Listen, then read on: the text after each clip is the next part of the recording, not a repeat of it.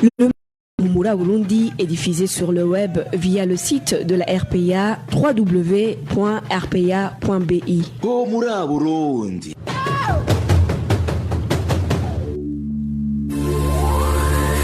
À la présentation, Janvier Ninina Hazgue.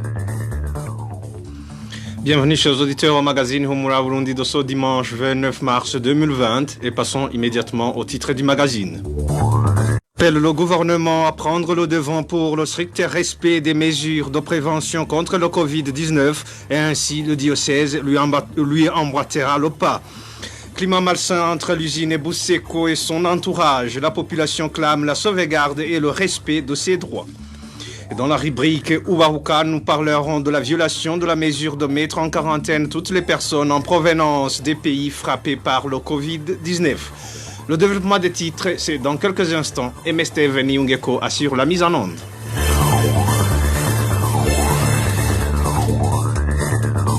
Encore une fois, bienvenue. Certains Imbonerakure de la commune Mabanda, province Makamba, de faire clandestinement traverser la frontière burundo-tanzanienne des Burundais sans être dépistés de la maladie à coronavirus. Les habitants proches de cette frontière craignent d'attraper cette maladie suite à ces attitudes des Imbonerakure. Les détails avec Emmanuel Ndaishimi.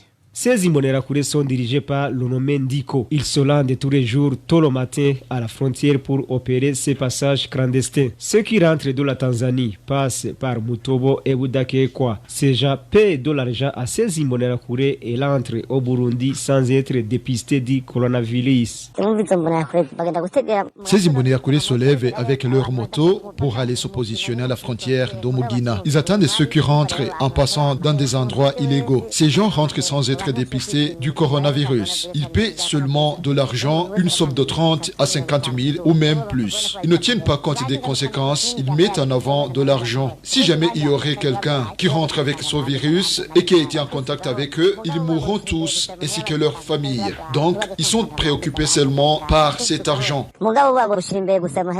La population environnante éprouve une peur panique et demande au gouvernement de suivre de près cette question car ils peuvent contaminer les autres. Nous sommes très inquiets par ces actes et craignons d'attraper le coronavirus. Responsabilité de suivre de près ce dossier. Contacté à ce propos, le Titia Nionguru, administrateur de la commune Mabanda, il n'a pas répondu à notre appel. Le flou reste entier dans la gestion des personnes qui ont été mises en quarantaine afin de se prévenir contre la pandémie de coronavirus. Au cours de cette semaine, plus de 70 personnes en provenance de la République démocratique du Congo ont passé 4 jours dans les eaux du lac Tanganyika à bord des bateaux en commune Nyanza-Lac, tandis que 42 personnes ont été placées en quarantaine à l'hôtel Guishinza en province Kayanza.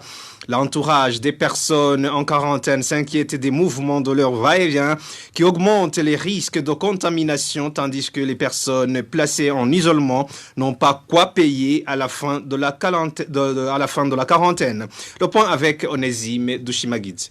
Nos sources en province Kayanza confirment que 42 personnes sont en quarantaine depuis plus d'une semaine. Cet hôtel Wishinza est gardé par des policiers.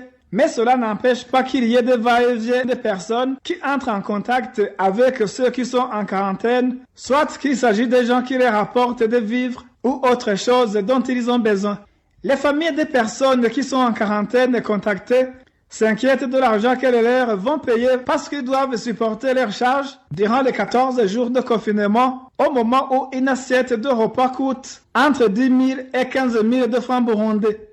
Au cours de cette même semaine, 75 Burundais en provenance de la République démocratique du Congo ont été interdits d'embarquer au port de pêche de Kabonga en commune Nyanza-Lac. Ils ont passé 4 jours dans les bateaux avant d'être admis au centre de confinement de Mugerama. Notre source sur place indique que l'administration avait manqué ou déplacé pour être mise en quarantaine. Là aussi, les personnes en quarantaine sont en contact permanent avec leurs familles qui les rapportent de quoi manger. Président estime que cette mise en quarantaine de gens en provenance des pays déjà infectés par le coronavirus peut être une source de masse contamination parce que le contact avec les personnes qui ne sont pas en quarantaine n'est pas contrôlé. Merci à Onésime Dushimagidze, l'archevêque du diocèse de Bujumbura, Monseigneur Gervais Banchimi Oussa, a invité ce dimanche tous les chrétiens de ce diocèse à respecter les mesures de prévention contre le Covid-19. Concernant la fermeture des églises pour lutter contre le coronavirus, Monseigneur Gervais Banchimi Oussa fait savoir que cette mesure revient au gouvernement qui doit, en premier lieu, interdire tous les rassemblements, y compris les églises. Suivez Monseigneur Gervais Banchimi Oussa. Simbona rero mu bungere b'Eklezia y'u Burundi. Je ne vois pas un archevêque parmi les archevêques de l'Église catholique du Burundi, tel que je les connais, qui peut oser prendre une mesure de fermer une église sans qu'il y ait déjà eu une décision. Cette pandémie est une maladie qui nécessite beaucoup de connaissances dans le domaine médical. Elle nécessite des confirmations de la part des experts médicaux et l'Église catholique n'en a pas pour qu'elle puisse prendre une telle mesure alors que c'est le gouvernement qui doit prendre de telles mesures au niveau de tout le pays. Quelle serait l'importance aux personnes de ne pas aller prier alors que des foules se rassemblent sur les terrains de jeu, dans les marchés, dans les écoles, ainsi que dans les meetings politiques? Est-ce qu'ils auraient entendu que ceux qui se rendront dans les églises seront atteints par cette pandémie?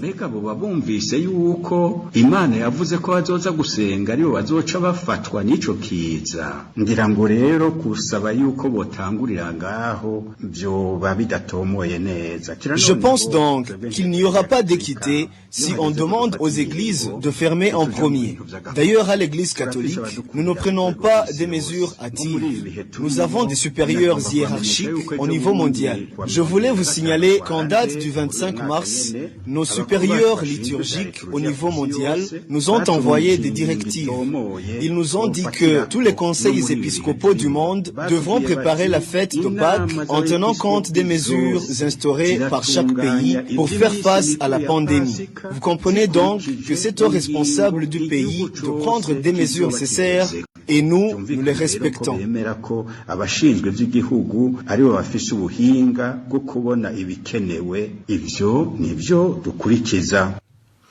C'était l'archevêque du diocèse de Bujumbura, Monseigneur Gervais Banchimi Oussa. Il a été repris en français par Trésor Nyongao. Les réfugiés burundais du camp de Mahama en Zambie craignent d'être contaminés de la pandémie de coronavirus. Ces réfugiés indiquent que le HCR et les responsables de ce camp n'ont pas pris des mesures suffisantes pour se protéger contre cette pandémie. Vicky Chris Ninheretse nous en dit plus. Ces réfugiés burundais du camp de Maheba déplorent la négligence observée dans la prévention contre le coronavirus. Nos sources d'Assocan révèlent qu'aucune mesure de prévention n'a jusqu'ici été prise pour prévenir contre cette pandémie. Nous avons peur d'être contaminés, d'autant plus qu'on est très nombreux dans ce camp. Au marché, on observe des bousculades. Aucune mesure de protection contre cette pandémie n'a été prise au camp. En plus, notre camp n'est pas clôturé. On entre et on sort comme on veut. Si une fois qu'il se présentera un cas de malade, tout le monde sera contaminé et il y aura beaucoup de morts. Les réfugiés de ce camp regrettent le comportement du HCR et les responsables du camp face à cette situation. C'est comme si le HCR nous a abandonnés. Aucune campagne de sensibilisation pour la protection contre cette pandémie, comme cela se fait dans d'autres camps. Même aux entrées et sorties du camp, il n'y a pas de matériel pour se laver les mains. Désespérés, les réfugiés, ils n'ont qu'à se confier à Dieu. Ces réfugiés du camp de Maheba en Zambie demandent au HCR et aux responsables du camp de prendre des mesures qui s'imposent et surtout de sensibiliser les réfugiés sur les mesures de se protéger contre cette pandémie. Vicky Chris Ninheretse.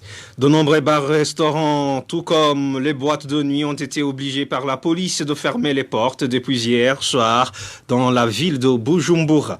La mesure a étonné les propriétaires de ces établissements puisqu'ils n'étaient pas concernés par la mesure de fermer à 21h. Émile Nibasombe.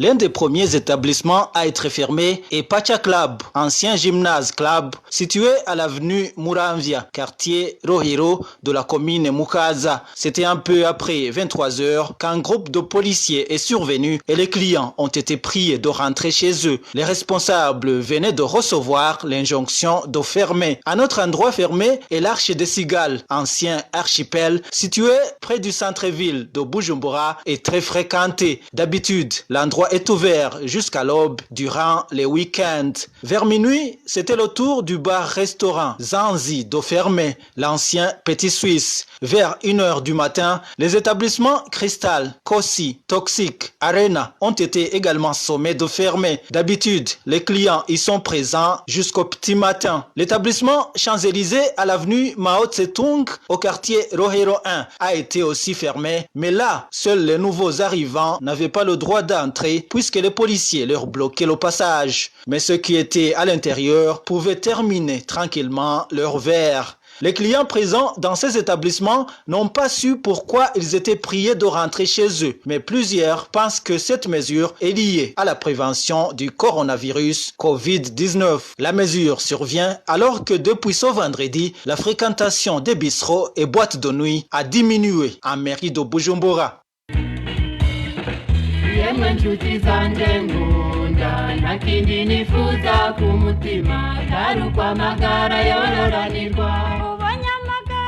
Le ministère de la Santé publique et de la lutte contre le sida recommande à la population ce qui suit.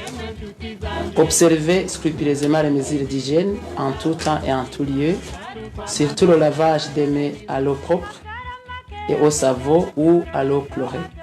Généraliser la mise en place des kits de lavage des mains dans les établissements de soins de santé et autres lieux publics, notamment les écoles, les hôtels, les bistrots, restaurants, les marchés, les églises, les stades et les bureaux publics ou privés.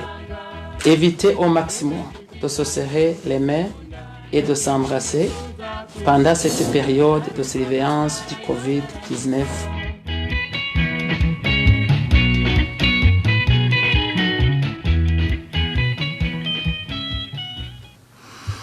Une campagne de sensibilisation vient d'être lancée par la coalition CBDDH sur le travail et les défis des défenseurs des droits de l'homme. Cette campagne s'inscrit dans le cadre de la déclaration adoptée par les Nations Unies le 9 décembre 1998 qui stipule que chaque individu a le droit de défendre ses intérêts et ceux des autres, tandis que tous les États ont le devoir de protéger les défenseurs des droits humains contre les violations des acteurs étatiques et non étatiques.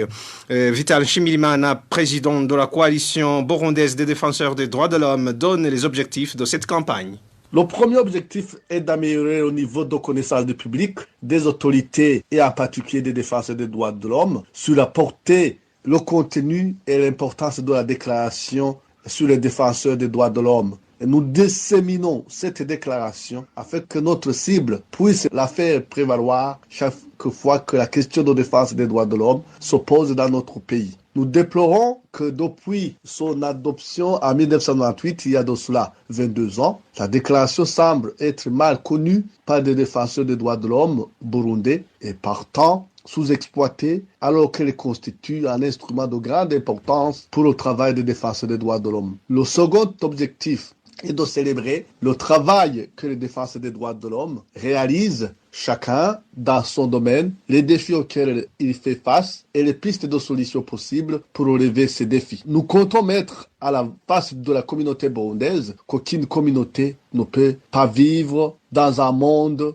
où les défenseurs des droits de l'homme ne peuvent pas travailler. C'est de cette manière que nous comptons démontrer la légitimité du travail des défenseurs des droits de l'homme et la nécessité de les faciliter leur travail. Cette campagne durera 18 semaines et se fera par la diffusion de l'entièreté des articles de la déclaration et des témoignages des défenseurs des droits de l'homme sur le travail pour le pays.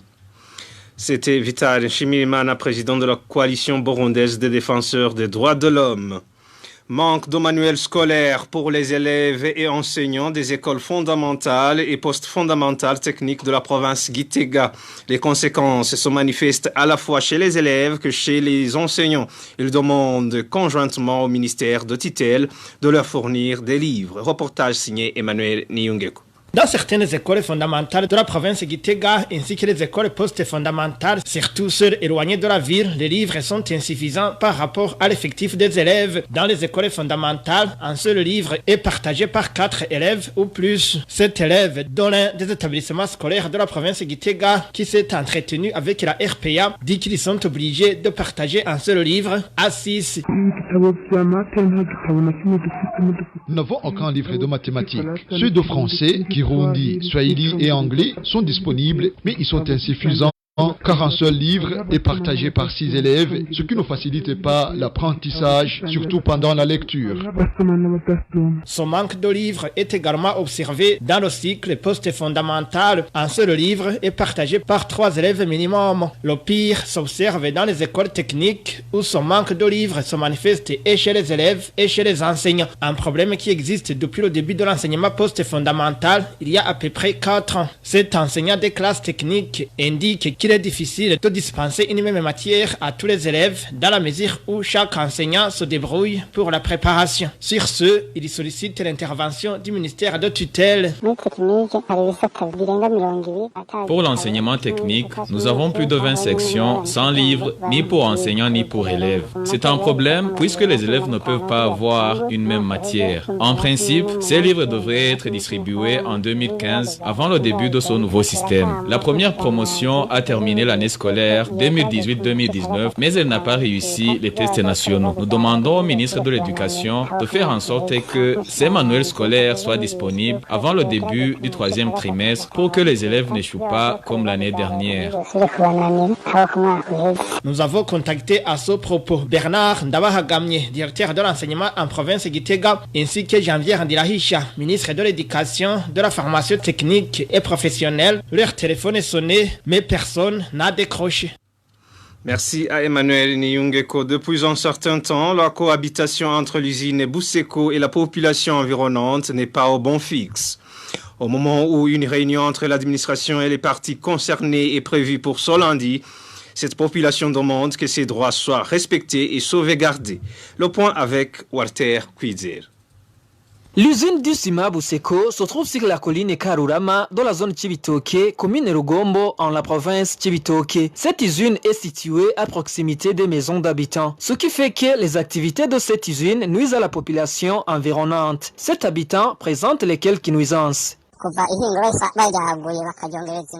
Depuis que l'on a procédé à l'extension de l'usine, ces activités ont commencé à nuire à la population de tout le chef-lieu de la province Chibitoke et surtout les ménages les plus proches de l'usine. L'usine pollue l'air que nous respirons. La force des moteurs provoque des tremblements qui génèrent des fissures sur nos maisons et nous empêchent de nous reposer la nuit. L'usine dégage aussi des poussières qui nous empêchent de respirer normalement. Pour nous protéger, nous portons depuis longtemps des sortes de masques comme on le fait aujourd'hui pour se protéger contre le coronavirus. Nous nous retrouvons avec une interminable grippe. À cause de cette poussière, nous manquons même où sécher nos habits ou bien même où préparer de la nourriture. La situation est pareille pour le lycée Chibitoke. Cette usine est également proche du lycée Chibitoke. Les élèves de ce lycée souffrent aussi à cause des poussières qu'elle dégage. On planifie l'indemnisation des habitants proches de l'usine, mais on oublie de prendre des mesures pour la protection des élèves puisqu'ils en souffrent, tout comme les habitants de tout le chef-lieu de la province. Ce lundi, le gouverneur de la province Chibitoke invitait tous les habitants à participer dans une réunion avec pour objectif de trouver la solution pour ce problème existant entre ses habitants et l'usine Buseko. Le deuxième vice-président de la République sera présent dans cette réunion, précisent nos sources. À ce propos, les habitants concernés indiquent que les réunions se font toujours, mais qu'aucune décision n'est prise pour résoudre ce problème. Ainsi, ils demandent que ce problème soit résolu définitivement ce lundi, tout en veillant au respect de leurs droits. Merci à Walter Kwizera pour ce reportage. Dans quelques instants, la rubrique Ouvahouk. Retrouvez les différentes productions de la RPA sur Facebook, YouTube, Twitter et sur www.rpa.bi. Vous suivez toujours la RPA à travers l'émission Humura Burundi. La mesure prise par les autorités burundaises de mettre en quarantaine pendant 14 jours toutes les personnes provenant des pays qui sont déjà frappés par la pandémie de Covid-19 n'est pas bien appliquée au Burundi, ce qui peut causer la propagation de ce virus dans le pays si rien n'est fait dans l'immédiat. Dans la rubrique Ubahuka d'aujourd'hui, un expert dans le domaine de la santé va donner des éclaircissements. La rubrique Ubahuka vous est présentée par Nadège Irakodze.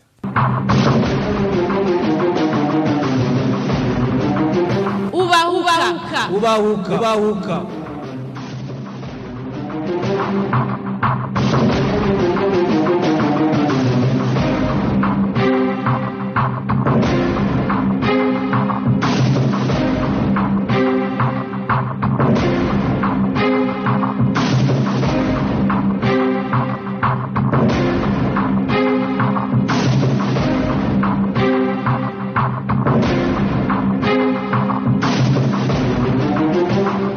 Le monde entier est en train de tout faire pour lutter contre la pandémie causée par le coronavirus qui a commencé à se manifester en Chine au mois de novembre 2019, qui s'est ensuite propagé sur tous les continents et qui a déjà fait plus de 10 000 morts. Le Burundi est compté parmi les pays qui ont pris des mesures pour empêcher la propagation de ce virus. L'une des mesures de prévention, c'est la mise en quarantaine durant une période de 14 jours. Toutes les personnes en provenance des pays dans lesquels le coronavirus s'est déjà propagé. Comment est pratiquée la mise en quarantaine au Burundi? Vu que les personnes venues des pays déjà atteints par cette pandémie sont rassemblées dans un même endroit, quelles en seront les conséquences? En principe, quelles sont les stratégies qui devraient être prises pour une mise en quarantaine efficace? L'invité de la rubrique Ubahuka de ce dimanche, le docteur Pierre Claver Hadjayandi, va répondre à ces questions.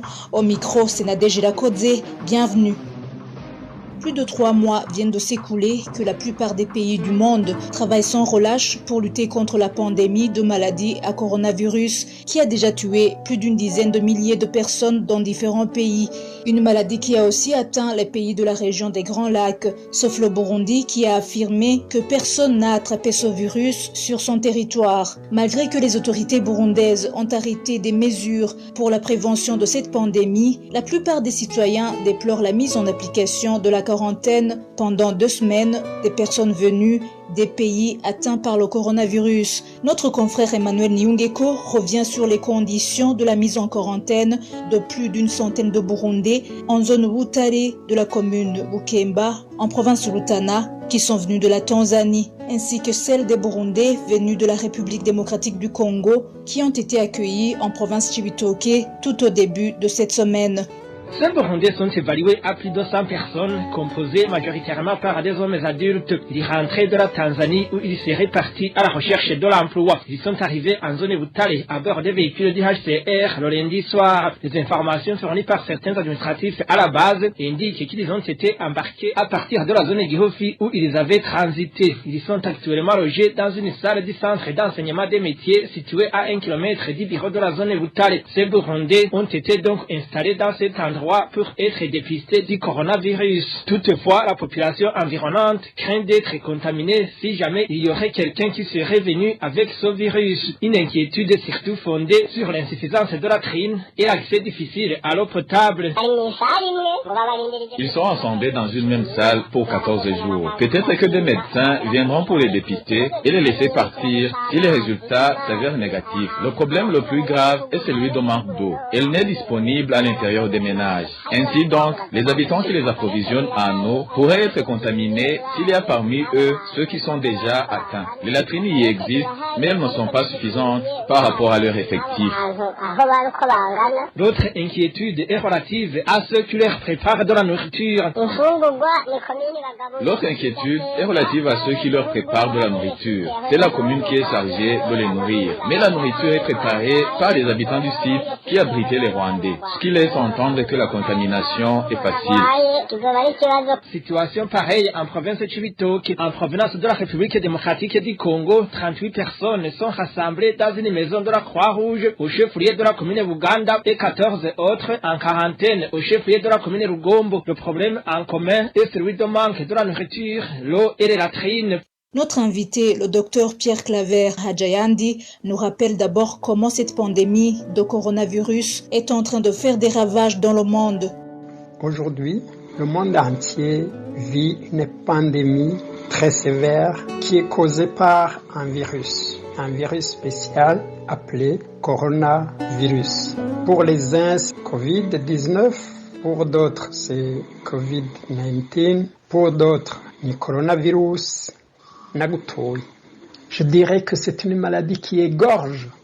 Tenez, hier, l'Italie a annoncé 1000 décès en une journée. Avant-hier, c'était 920 combien en une journée. Les jours avant, c'était dans les 800 chaque jour. Est-ce que vraiment, sur base de ces données, on n'a pas les raisons d'être inquiet et de prendre des mesures beaucoup plus sérieuses que ça? Docteur Pierre Claver Hadjayandi déplore que le gouvernement du Burundi n'est pas en train d'appliquer les mesures appropriées pour une mise en quarantaine efficace, ce qui peut être l'une des causes de la propagation de ce virus au Burundi. Il explique également comment devrait être la mise en quarantaine efficace. Je reviens à ces mesures-là qui ont été prises, qui sont en train d'être mises en œuvre. Ces mesures-là ne conviennent pas, vraiment. On veut faire semblant qu'on est en train de faire comme tout le monde, mais en réalité, on n'est pas en train de faire comme tout le monde. Parce que quelqu'un qui vient de l'extérieur est immédiatement mis en quarantaine.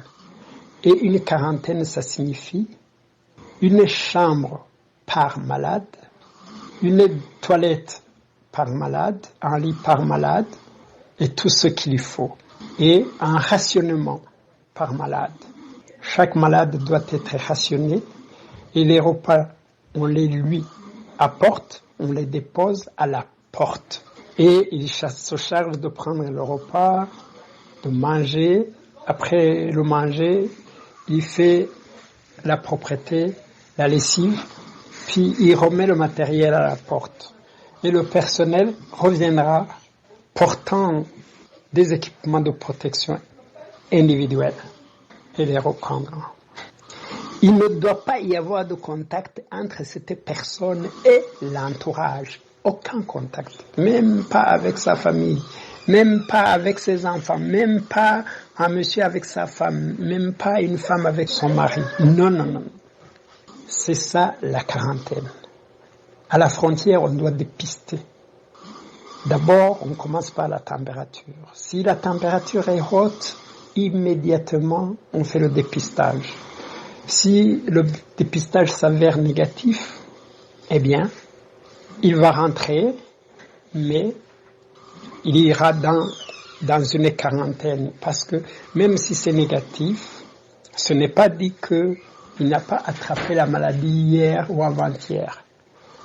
Il faut qu'il aille au cantonnement pour 14 jours. Et le cantonnement, c'est quoi? C'est ce que je viens de dire.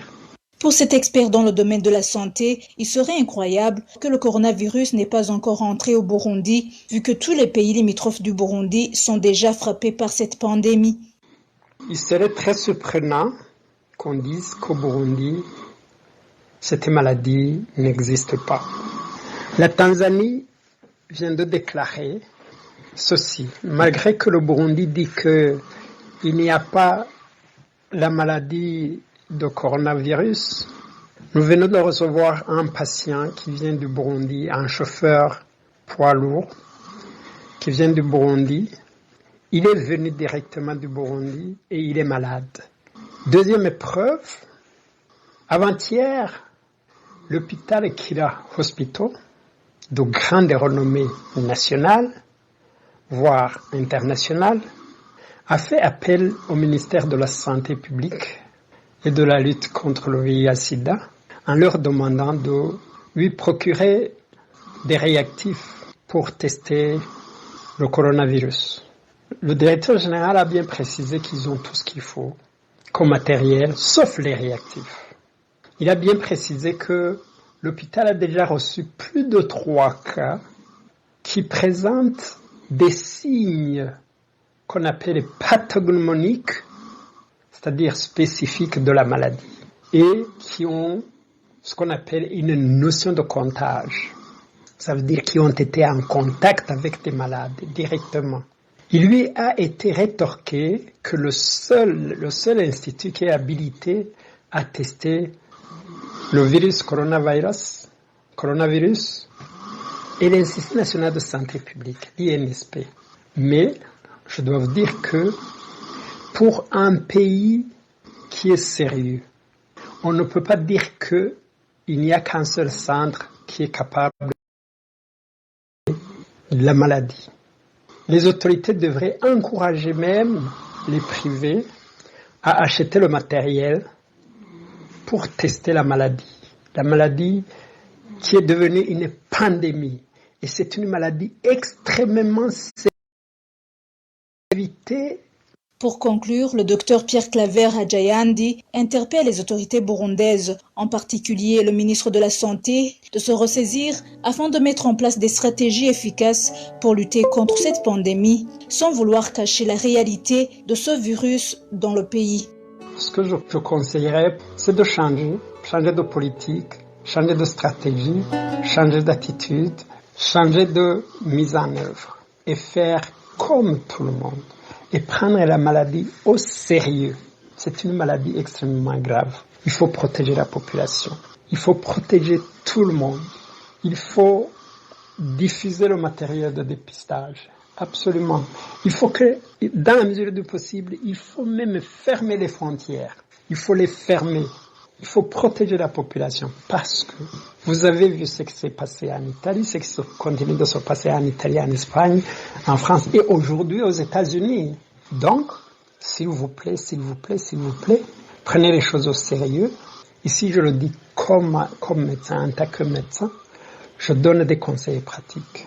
L'hygiène la plus élémentaire, le cantonnement, la quarantaine, si possible la fermeture des frontières et arrêter de spéculer avec les élections. Faire comme tout le monde. Il faut changer d'attitude, il faut changer de politique, il faut disséminer les centres de dépistage. Et surtout, il faut les placer sur les frontières, sur les 4 ou 5 frontières. Mais également, il faut les placer dans la capitale et dans les autres provinces, le plus rapidement possible. Et je pense que l'OMS est disposé à aider dans ce sens. Il y a même un budget, on vient d'en parler au niveau de l'OMS, il y a un budget qui est voté pour cela. Donc le ministère de la Santé n'a qu'à demander un appui de la part de l'OMS pour se procurer tout ce matériel et en quantité suffisante. C'est sur ces recommandations du docteur Pierre Claver Hadjayandi que nous clôturons la rubrique Ubahuka de ce dimanche, qui était centrée sur les mauvaises conditions de la mise en quarantaine des personnes en provenance des pays étrangers et ce qui devrait être fait. Merci à notre invité, le docteur Pierre Claver Hadjayandi. Merci également à vous tous qui nous avez suivis. Au micro, c'était Nadège Lakodze. À la prochaine.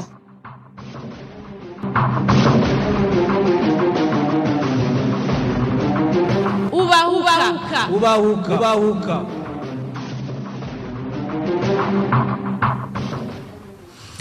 Merci à Nadège Irakodze pour cette rubrique Ubahuka, et c'est par ici, amis chers auditeurs et auditrices, que prend fin ce flash ce magazine Humura Burundi de ce 29 mars 2020.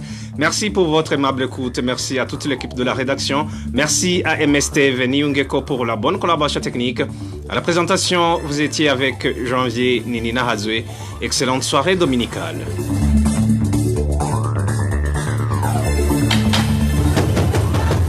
C'était le magazine Humura Burundi. Un magazine comprend pour relier les Burundais en exil, et ce toujours au pays, à travers une information de qualité.